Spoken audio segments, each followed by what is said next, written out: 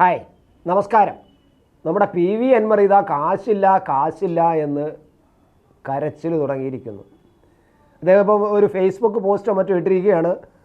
നിങ്ങൾ എൻ്റെ അക്കൗണ്ടിലേക്ക് 10 രൂപയെങ്കിലും അയക്കൂ പ്ലീസ്, ഞാൻ കാശില്ലാതെ ഇവിടെ കിടന്ന് തെണ്ടുകയാണ്, 1 രൂപയെങ്കിലും അയക്കൂ എൻ്റെ ഒരു സമാധാനത്തിന് എന്നൊക്കെയാണ് ഇപ്പോൾ പറയുന്നത്. എന്തൊരു പുകിലായിരുന്നു നമ്മുടെ PV അൻവർ ഒരു കാലത്ത്. പിണറായി വിജയൻ്റെ ചട്ടുകമായിരുന്നു, അല്ലെങ്കിൽ കോടാലിയായിരുന്നു എന്നതാണ് സത്യം, അല്ലേ? മാധ്യമങ്ങളെ, നമ്മുടെ ഓൺലൈൻ മാധ്യമങ്ങളെയും മറ്റുമൊക്കെ ചെസ് നമ്പർ ഇട്ടിട്ട് സെറ്റ് നമ്പർ 1 നിന്നെ ഇന്ന് തൂക്കും, ചെസ് നമ്പർ 2 നിന്നെ നാളെ തൂക്കും, ചെസ് നമ്പർ 3 നിന്നെ മറ്റന്നാൾ തൂക്കും, ഇത് അൻവറാണ് പറയുന്നത് എന്നൊക്കെ പറഞ്ഞ് ഇവിടെ നെകളിപ്പല്ലായിരുന്നോ ഈ PV അൻവർ എന്ന് പറയുന്നത്? നിലമ്പൂരിൻ്റെ സുൽത്താൻ എന്നൊക്കെയാണ് പറയുന്നത്. പക്ഷേ ഇപ്പം സുൽത്താൻ ആകപ്പാടെ എന്തായിപ്പോയി? സുൽത്താനാണ് ഇപ്പോൾ പണവും തെണ്ടിക്കൊണ്ട് നടക്കുന്നത്. 1 രൂപയെങ്കിലും അയക്കൂ എന്നാണ് പറഞ്ഞത്. 10 രൂപ എന്നാണ് ആദ്യം പറഞ്ഞത്. പിന്നെ പറഞ്ഞത് നിങ്ങൾ അക്കൗണ്ടിലേക്ക് 1 രൂപയെങ്കിലും അയക്കൂ, എനിക്ക് തിരഞ്ഞെടുപ്പിൽ മത്സരിക്കാൻ കാശില്ല എന്നാണ് പറയുന്നത്. ഏകദേശം 52 കോടി രൂപയുടെ ആസ്തിയാണ് അൻവർ തിരഞ്ഞെടുപ്പ് കമ്മീഷൻ്റെ സത്യവാങ്മൂലത്തിൽ പറഞ്ഞിരിക്കുന്നത്, നാമനിർദ്ദേശ പത്രികയോടൊപ്പം കൊടുക്കുന്ന സത്യവാങ്മൂലത്തിൽ പറഞ്ഞിരിക്കുന്നത്. പക്ഷേ അദ്ദേഹത്തിൻ്റെ കാശില്ല. അതിനും അദ്ദേഹത്തിന് ന്യായമുണ്ട് കേട്ടോ. അദ്ദേഹം പറയുന്നത് എന്താണെന്നറിയാമോ? എൻ്റെ ഇത്രയൊക്കെ ആസ്തിയൊക്കെ ഉണ്ട്, പക്ഷേ ഇപ്പോൾ അതൊന്നും വസ്തുവൊക്കെ ഉണ്ടെങ്കിലും കൊടുത്ത് കാശുണ്ടാക്കണ്ടേ. കൊടുക്കാൻ പെട്ടെന്ന് ഇപ്പോൾ കൊടുക്കാൻ പോയാൽ നടക്കുന്നില്ല. അപ്പോൾ വിൽപ്പന നടക്കുന്നില്ല. അപ്പോൾ എനിക്കിപ്പോൾ ഇലക്ഷന് കാശും വേണം. ഞാൻ തിരഞ്ഞെടുപ്പിൽ മത്സരിക്കണമെന്ന് ആഗ്രഹിച്ചതല്ല, അതുകൊണ്ടാണ് ഞാൻ രാജിവെച്ച് പുറത്തു പോയത്. പിണറായിസത്തിനെതിരായിട്ട് പോരാടാൻ വേണ്ടിയിട്ടാണ് ഞാൻ രാജിവെച്ച് പുറത്തു പോയത്. പിണറായിസം നശിക്കണം എന്നുള്ള ആഗ്രഹത്തിലാണ് ഞാൻ രാജിവെച്ച് പുറത്തു പോയതെന്നാണ് പറയുന്നത്. ഒരു കാലത്ത് പിണറായിയുടെ കോടാലിയായിരുന്നു എന്നത് മറ്റൊരു കാര്യം നമ്മൾ മനസ്സിലാക്കണം, ഇല്ലേ? VD സതീശൻ എന്ന് പറയുന്ന പ്രതിപക്ഷ നേതാവ് 1.5 കോടി രൂപയോ മറ്റോ ഈ റെയിൽ നടപ്പിലാക്കാതിരിക്കാൻ വേണ്ടിയിട്ട് ആരോടുന്ന കൈക്കൂലി വാങ്ങിയെന്ന് നിയമസഭയിൽ പറഞ്ഞ ആളാണ് PV അൻവർ. പിന്നീട് അദ്ദേഹം പറഞ്ഞത്, PV അൻവർ പറഞ്ഞു, അത് എന്നെ മുഖ്യമന്ത്രിയുടെ ഓഫീസിലെ ശശി എന്നെ പറ്റിച്ചതാണ്, ശശി എനിക്ക് എഴുതി തന്നു ഇങ്ങനെ നിയമസഭയിൽ പറയണമെന്ന്, ഞാനത് വെച്ച് കാച്ചി, പക്ഷേ ഞാനത് അറിഞ്ഞുകൊണ്ടൊന്നും പറഞ്ഞതല്ല, തെറ്റായിപ്പോയി എന്ന് പിന്നീട് പറഞ്ഞു. അങ്ങനെ PV അൻവർ ഇപ്പോൾ ചെയ്ത കുറ്റങ്ങൾക്കെല്ലാം പിഴ മൂളിക്കൊണ്ടിരിക്കുകയാണ്. പ്രത്യേകിച്ച് മാധ്യമങ്ങൾക്കെതിരെ യുദ്ധം പ്രഖ്യാപിച്ചത് എനിക്ക് വേണ്ടിയിട്ടല്ല, അത് പിണറായി വിജയൻ്റെ ഓഫീസിൽ നിന്നുള്ള നിർദ്ദേശപ്രകാരമാണ് ഞാൻ ചെയ്തത് എന്നാണ്. അപ്പോൾ തല്ലുകാരനായിട്ട് മാറാൻ തീരുമാനിച്ചതും മാധ്യമങ്ങളെയും മറുനാടൻ ഉൾപ്പെടെയുള്ള നമ്മുടെ പല മാധ്യമങ്ങളെയും, ഞാൻ പേരെടുത്ത് പറയുന്നത് എല്ലാത്തിനെയും തകർത്തുകളെന്ന് പറഞ്ഞു വന്നതും ഇദ്ദേഹം ഒരു പട്ടാളമായിട്ട് അല്ലെങ്കിൽ കൂലി ഗൂണ്ടയായിട്ട്, അത് പിണറായി വിജയൻ്റെ ഗൂണ്ടയായിട്ട് ഒരു കാലത്ത് നിന്നുകൊണ്ടാണ്. പിണറായി വിജയൻ തന്നെയാണ് വളർത്തിയെടുത്തത്. ഇവിടെ നമ്മൾ PV അൻവർ എന്ന് പറയുന്ന ഒരു വ്യക്തിയെ കൂടുതലൊന്നും അങ്ങോട്ട് ഉയർത്തി പറയുന്നില്ല, ഇകഴ്ത്തിയും പറയുന്നില്ല. അദ്ദേഹം രാജ്യത്തെ പൗരനാണ്, MLA ആയിരുന്ന ആളാണ്, അദ്ദേഹം ഇപ്പോൾ തിരഞ്ഞെടുപ്പിൽ മത്സരിക്കുന്ന ആളാണ്. സ്വാഭാവികമായിട്ടും നമ്മുടെ ജനാധിപത്യ രീതിയിലും സമ്പ്രദായങ്ങളും മര്യാദയും അനുസരിച്ച് തിരഞ്ഞെടുപ്പിൽ മത്സരിക്കുന്ന ഒരു വ്യക്തിയെക്കുറിച്ച് മോശമായി കാര്യങ്ങൾ പറയാൻ പാടില്ല. അപ്പോൾ അതവിടെ ഇരുന്നോട്ടെ. പക്ഷേ ഞാൻ ശ്രദ്ധിച്ചത്, സ്വരാജിൻ്റെ 36 ലക്ഷം രൂപയുള്ള കാറ് CPM നേതാവ്, DYFI നേതാവ്, SFI നേതാവ് എന്ന തരത്തിൽ SFI, DYFI, CPM ഇങ്ങനെ മാത്രം പ്രവർത്തിച്ചു കൊണ്ടിരുന്ന ഒരു വ്യക്തിക്ക് 36 ലക്ഷം രൂപയുടെ ഒരു MLA, കുറച്ചു കാലം MLA ആയിരുന്നു എന്നുള്ളത് സത്യം തന്നെ, നമ്മൾ മറക്കുന്നില്ല. അപ്പോൾ MLA ആയിരിക്കുമ്പോൾ സ്വാഭാവികമായിട്ട് ഒരു ചെറിയ കാറുണ്ടാകും. പക്ഷേ ആ ഒരു MLA ആയിരുന്ന ശമ്പളം കൊണ്ട് ഒരു ഇപ്പം കാണിക്കുന്ന പെൻഷൻ കൊണ്ട് മാത്രം ഇങ്ങനെ 36 ലക്ഷത്തിൻ്റെ ഒരു കാറ് വാങ്ങിക്കാൻ കഴിയുമോ എന്നത് എനിക്ക് സംശയമാണ്. ചിലപ്പോൾ എനിക്ക് അറിഞ്ഞുകൂടാത്തതുകൊണ്ടായിരിക്കാം.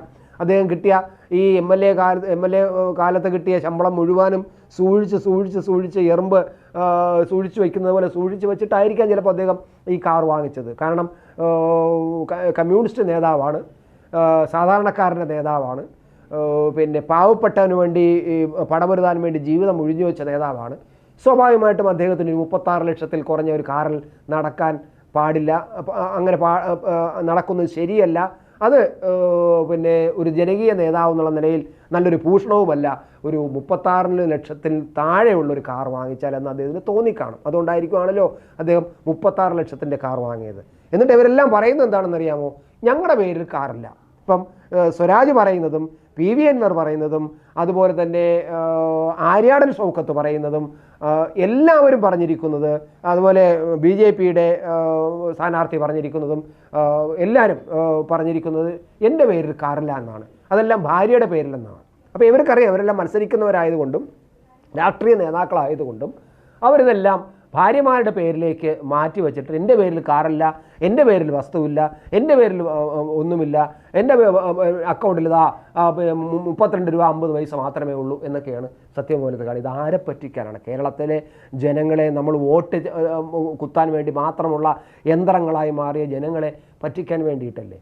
അതാണ് നമ്മൾ കാണുന്നത്. എന്തായാലും നമ്മൾ PV അൻവറിൻ്റെ കാര്യം പറഞ്ഞതുപോലെ തന്നെ എല്ലാവരുടെയും കാര്യം നമുക്ക് പറയേണ്ട. പിന്നെ നമ്മുടെ ആര്യാൻ ഷൗക്കത്ത് എന്ന് പറഞ്ഞാൽ കുറച്ച് അത്യാവശ്യം സാമ്പത്തിക ശേഷിയൊക്കെ ഉള്ള ഒരു കുടുംബത്തിൽ നിന്നും വന്നയാളാണ്.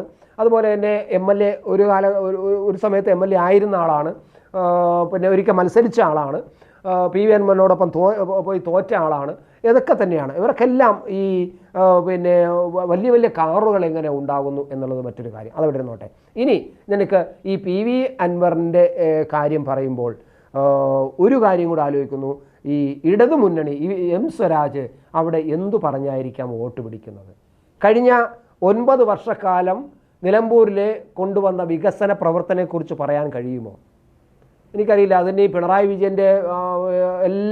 വിജയൻ്റെ കഴിവ് കൊണ്ടാണ് അവിടെ എന്തെങ്കിലും കൊണ്ടുവന്നതെന്ന് പറയാം. അവിടെ ഒരു ചുക്കും കൊണ്ടുവന്നിട്ടില്ല എന്നാണ് ഇപ്പോൾ പ്രതിപക്ഷങ്ങളിലും അതുപോലെ മറ്റ് സ്ഥാനാർത്ഥികളും പ്രചരിപ്പിച്ചുകൊണ്ടിരുന്നത്. ഒരു ആശുപത്രിയില്ല, അത്യാവശ്യത്തിന് 80 കിലോമീറ്റർ 100 കിലോമീറ്റർ അകലെയുള്ള സ്ഥലത്തേക്ക് ഓടണം, ഒരു നല്ല അത്യാവശ്യം കൊള്ളാവുന്ന റോഡുകളില്ല, ഒരു നിലമ്പൂർ തേക്ക് മാത്രമാണുള്ളത്, പേര് കേട്ട നിലമ്പൂർ തേക്ക് അത് മാത്രമാണ് അവിടെ ഉള്ളത് എന്നൊക്കെയാണ് ഇപ്പോൾ പ്രചരണ രംഗത്ത് പിന്നെ പറഞ്ഞുകൊണ്ടിരിക്കുന്നത്.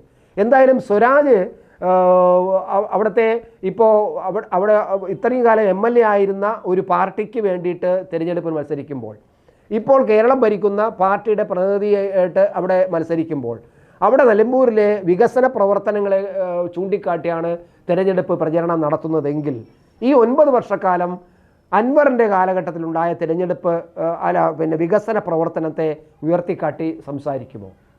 എനിക്ക് തോന്നുന്നില്ല അവിടെ എന്തായിരിക്കും സംഭവിക്കുന്നത്. അങ്ങനെ ഒരുപക്ഷേ സ്വരാജ് കഴിഞ്ഞ 9 വർഷക്കാലം നിലമ്പൂരിൽ വികസനത്തിൻ്റെ ഒരു തേരോട്ടം തന്നെ നടന്നു എന്ന് പറഞ്ഞാൽ അത് അൻവറിനെ അംഗീകരിക്കുന്നവരാവില്ലേ? അൻവർ ആയിരുന്നല്ലോ അവിടുത്തെ MLA. അപ്പോൾ അവിടെ നടക്കുന്ന വികസന പ്രവർത്തനങ്ങളുടെ ഒരു ഉത്തരവാദിത്വവും അതിൻ്റെ നായകനും അവിടുത്തെ MLA ആയിരിക്കുമല്ലോ. അത് ഏത് മണ്ഡലത്തിലായിരുന്നാലും ആ MLAക്കാണല്ലോ സ്ഥാനം കൊടുക്കുന്നത്. അപ്പോൾ സ്വരാജ് അവിടെ ഈ വികസന പ്രവർത്തനത്തെക്കുറിച്ച് പറയുകയാണെങ്കിൽ, പറയുന്നുണ്ടെന്നാണ് തോന്നുന്നത് അവിടുത്തെ പ്രചരണങ്ങളിൽ കേൾക്കുമ്പോൾ, അത് അൻവറിനെ അംഗീകരിക്കുന്നതല്ലേ? അൻവർ ചെയ്ത MLA ആയിരുന്ന കാര്യത്തിൽ പറയാമല്ലോ. അല്ലാതെ ഈ മൊത്തം പിണറായി വിജയൻ കൊണ്ടുവന്നതാണ് എന്ന് പറഞ്ഞതിൽ അവിടെ പ്രചരണം നടത്താൻ കഴിയുമോ? അപ്പോൾ ഒരു പ്രചരണം നേരെ ചൊവ്വേ ഒരു വികസനം ചൂണ്ടിക്കാട്ടി പ്രചരണം നടത്താൻ കഴിയാത്ത വല്ലാത്തൊരു പ്രതിസന്ധിയിലാണ് ഇടത് പിന്നെ സ്ഥാനാർത്ഥിയും എന്നതുകൂടി നമ്മൾ കാണുന്നുണ്ട്.